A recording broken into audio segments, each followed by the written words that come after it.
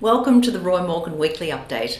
The latest Roy Morgan poll shows primary support for both major parties dropped as One Nation surged 6% to 21%, a record high. That was following heated debate on legislation proposed on gun laws and hate speech after the Bondi attack. Primary support for the ALP fell 1.5% to 28.5%. The Coalition dropped 6.5% to 24%. The Greens were unchanged on 13.5%, while Independent and other parties were up 2% to 13%. On a two-party preferred basis, the ALP is on 53.5%, up 1.5%, and it increased its lead over the Coalition on 46.5%.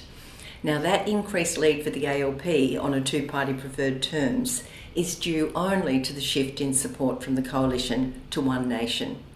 Nonetheless, if a federal election were held now, the ALP would be returned to government with a decreased majority.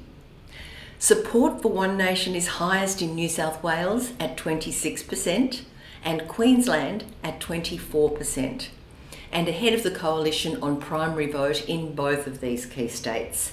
In fact, support for the Coalition is at only 19% in New South Wales and 22% in Queensland. The latest Roy Morgan poll was surveyed with a representative cross-section of 1,630 Australians between Monday, January 12 to Sunday, January 18.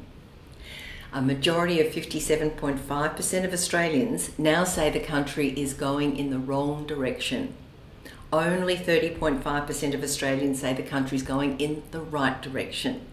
This means the Roy Morgan government confidence rating is virtually unchanged this week at only 73. The results from a special Roy Morgan poll on Australia Day show the issue is split on political lines, but an increased majority of Australians say January 26 should be known as Australia Day rather than Invasion Day, and the date of Australia Day should not be moved. It's a complicated and incredibly contentious issue, and Roy Morgan has surveyed Australians in recent years on the issue by asking the following question. On January 26, 1788, Captain Arthur Phillip landed at Sydney Cove. In your opinion, should January 26 be known as Australia Day or Invasion Day? Over the last 2 years, there's been a steady increase in support for Australia Day remaining as is. In fact, now 72% of Australians say January 26 should be known as Australia Day. That's up 3.5% from 2024.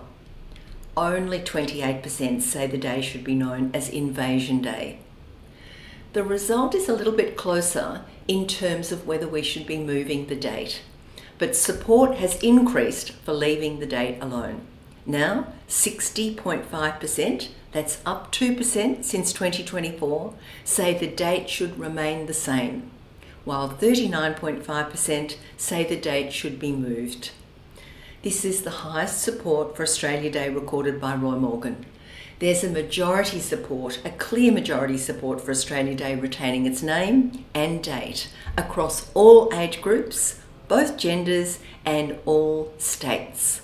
However, the issue is divided politically, with large majorities of LNP and One Nation supporters saying January 26 should remain as Australia Day and the date should not be changed. In fact, more than 90% for both parties on both questions. Whereas majorities of Labor and Greens supporters say January 26 should be known as Invasion Day and the date should be changed. For more information on this poll, including a really rich and nuanced understanding of how Australians feel about the issue, visit the Roy Morgan website. Now, in a worrying sign, consumer confidence. ANZ Roy Morgan consumer confidence has dropped 5.2 points to 79.3 in mid-January. The usual increase that we see in the survey to start January that we reported last week has now totally dissipated. There were two sub-indices that drove that fall. Buying sentiment dropped a net 12 percentage points, and is at its lowest for 9 months since April 2025. In addition, there was a sharp drop in confidence about people's personal financial situations over the next year. The biggest losses in consumer confidence were in New South Wales and Queensland, both states experiencing severe weather conditions. Now, inflation.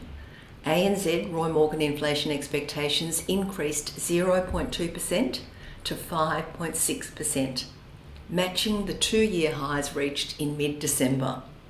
This means Australians expect inflation of 5.6% in each of the next 2 years. Now to Roy Morgan measures of employment and unemployment. And the news is mixed in December. The workforce grew 130,000 to more than 16 million, driven by both rising employment, more people working, and increasing unemployment, more people looking for work. Real unemployment increased 0.2% to 10.4%. So an estimated 1.67 million Australians are not working and looking for work. That's up 41,000 on just a month ago. However, employment also increased. That was up 89,000 to over 14.4 million. The increase was driven by a jump in part-time employment. That was up 143,000 to more than 5.2 million during the busy pre-Christmas retailing period, and full-time employment was down. It was down 54,000 to less than 9.2 million. Underemployment, the number of people wanting to work more hours, that increased for a third straight month, up 78,000 to more than 1.79 million, its highest for a year since last January. Total unemployment and underemployment, what we call workforce underutilisation, increased 0.6% to 21.5% of the workforce, an estimated 3.46 million people. The estimates for December continue a long run of high figures, with more than 3 million Australians now unemployed or underemployed for a 13th straight month. Now, looking across the Tasman to the political situation in New Zealand, with an election due later this year. National has a narrow lead entering 2026 on 33%, just ahead of the main opposition, Labor, on 32.5%. That's up 4.5%. Comparing the two sides of politics, the National-led government is up 0.5% to 50.5%, including support for National on 33%, as I said, New Zealand First on 10%, and ACT on 7.5%.